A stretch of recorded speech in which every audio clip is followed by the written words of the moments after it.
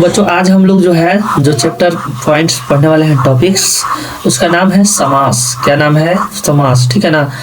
10th class के लिए, 9th class के लिए बहुत ही महत्वपूर्ण टॉपिक्स है। तो चलिए इसके बारे में हम लोग जो है ना विस्तार से पढ़ते हैं। या आखिर क्या है समास, समास के कितने भाग होते हैं और किस तरह से इन्हें पहचान पाएंगे। ठीक है ना।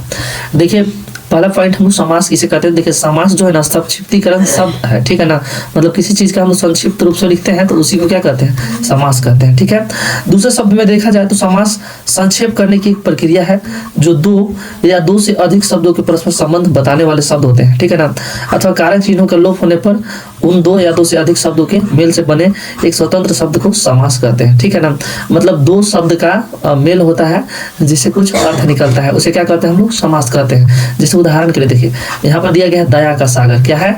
दया का सागर। इसे हम लोग शॉर्ट अर्थ मिला करके दोनों को देखा जाए दया का सागर के, तो इसे हम लोग क्या कहेंगे? दया सागर। क्या कहेंगे? दया सागर। उसी तरह से देखिए तो समास का टोटली जो है ना 6 भेद होते हैं। कितने भेद होते हैं? 6 भेद होते हैं। कौन कौन है? तो देखिए पहला है द्वंद्व समास, दूसरा है द्विगु समास, तीसरा है तत्पुरुष समास, चौथा है कर्मधारय समास, पांचवा है अवयवी भाव समास और छठा जो है बहुव्रीहि समास। ठीक है ना। तो ये 6 समास है। आइए एक एक करके हम लोग बारी बारी 6 समास के पढ़ते हैं। ठीक है ना। तो पहला समास जो हम लोग का है वह है द्वंद्व समास। देखिए जिस समास में पूर्व पद और उत्तर पद दोनों ही प्रधान होते हैं। ठीक है ना। अर्थात अर्थ की दृष्टि से दोनों का स्वतंत्र अस्तित्व होता है और उनके मध्य जो है संयोग शब्द का लोप होता है और वे द्वंद्व समास कहलाते हैं। जैसे देखिए माता पिता है तो माता पिता में देखिए पूर्व वाला शब्द और जो है उत्तर वाला शब्द दोनों क्या है? प्रधान है। ठीक है ना। माता भी प्रधान है, पिता भी, तो मतलब माता और पिता, यहाँ पर जो है और शब्द का लोप हुआ है। उसी तरह से राम कृष्ण, यहाँ पर राम और कृष्ण है और शब्द का लोप हुआ है। यानी कि भाई बहन तो भाई और बहन। ठीक है ना। ये जो है ये सभी क्या है? द्वंद्व समास है। क्या है? द्वंद्व समास। सुख दुख भी क्या है? द्वंद्व समास है। इसी प्रकार से इसी क्रम में आगे हम लोग जो है दूसरा भाग पढ़ते हैं समास के, जिसका नाम है द्विगु समास। क्या नाम है? द्विगु समास। देखिए द्विगु समास जो होता है जिसका पूर्व पद जो होता है ना संख्यावाचक होता है। क्या होता है? संख्यावाचक। वे शब्द क्या कहलाते हैं? द्विगु समास कहलाते हैं। जैसे देखिए नवरत्न में शुरू वाला जो है ना नौ क्या है? संख्या बता रहा है, संख्या घोषित कर रहा है, यानी कि 9 रत्नों का समूह। तो ये सब क्या है? द्विगु समास का उदाहरण है। जैसे सप्तद्वीप हो गया, 7 द्वीपों का समूह, त्रिभुवन हो गया, 3 भुवनों का समूह। ये क्या है? सब समास है। किस कौन सा समास है? तो द्विगु समास है। सतमंजिल यानी कि सतमंजिला भी कहते हैं, इसको 7 मंजिलों का समूह, इसको क्या कहेंगे हम लोग? सब क्या है? द्विगु समास है। इसी क्रम में आगे हम लोग का तीसरा नंबर है तत्पुरुष समास। देखिए जिस समास में पूर्व पद गौण और उत्तर पद प्रधान होता है, ठीक है ना, तत्पुरुष समास कहते हैं। या फिर इसको हम लोग कह सकते हैं दोनों पदों के बीच में जो है परसर्ग का लोप होता है। परसर्ग के आधार पर जो है परसर्ग के जो लोप के आधार पर इसे जो है 6 भाग में बांटा गया। इसे भी देखिए जो तत्पुरुष समास है इसे भी 6 भाग में बांटा गया। ठीक है ना। तो कौन कौन है उन्हें हम लोग बारी बारी से पढ़ते हैं और साथ में समझेंगे उदाहरण के साथ। ठीक है। पहला है कर्म तत्पुरुष। क्या है? कर्म तत्पुरुष। इसमें जो है ना को शब्द का लोप होता है। को शब्द का, जैसे देखिए मतदाता यानी कि मत को देने वाला। उसी प्रकार से देखिए गिरह कट मतलब गिरह को काटने वाला, यानी कि इसमें किसका लोप हुआ? को शब्द का लोप हुआ है। ठीक है ना। अगला है करण तत्पुरुष। क्या है? करण तत्पुरुष। इसमें क्या होता है? ये करण कारक चिन्ह का लोप होता है। जैसे मान लीजिए से का, ठीक है ना। जैसे यहाँ पर देखिए जन्मजात मतलब जन्म से उत्पन्न, जन्मजात में किस चीज का लोप हुआ है? से का। तो क्या है? जन्म से उत्पन्न यानी कि जन्मजात से बना है, ये जो है करण तत्पुरुष है।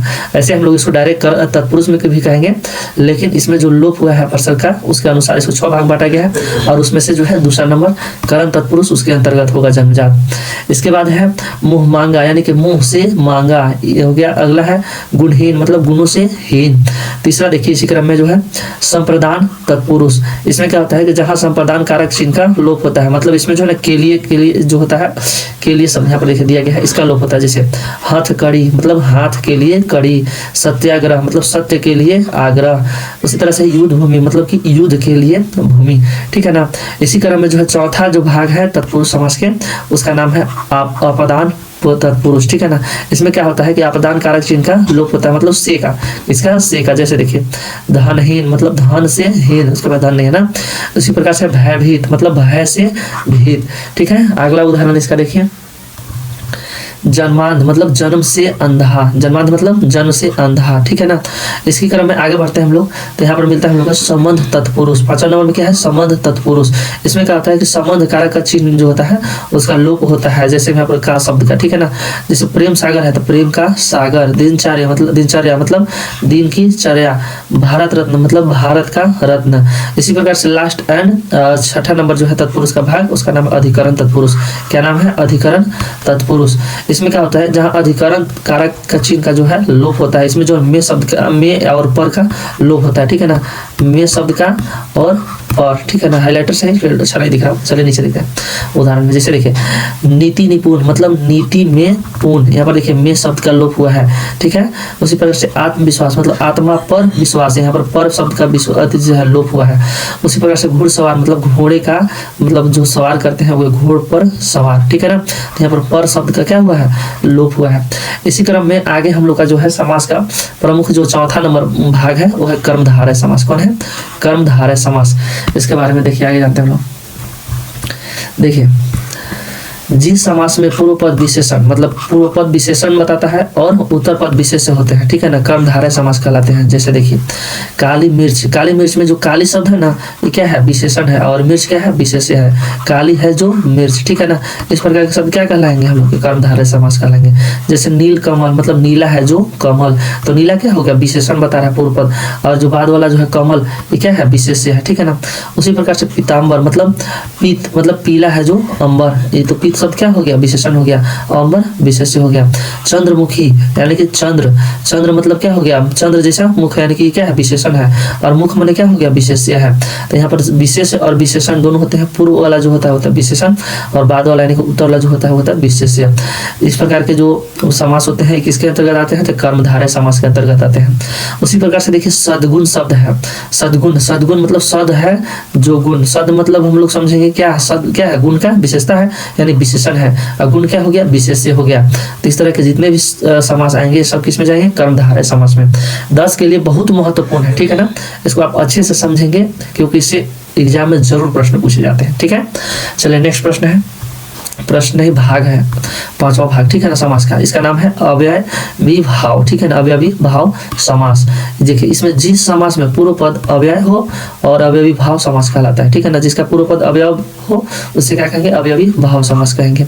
जैसे यह वाक्य में क्रिया विशेषण का कार्य करता है, देखिए इस वाक्य में जो है ना क्रिया विशेषण का कार्य करता है वाक्य में। जैसे देखिए यथास्थान मतलब स्थान के अनुसार, तो जो यथा शब्द हुआ ना ये क्या किया, विशेषता टाइप के बताने का काम किया, विशेषण बताने का काम किया।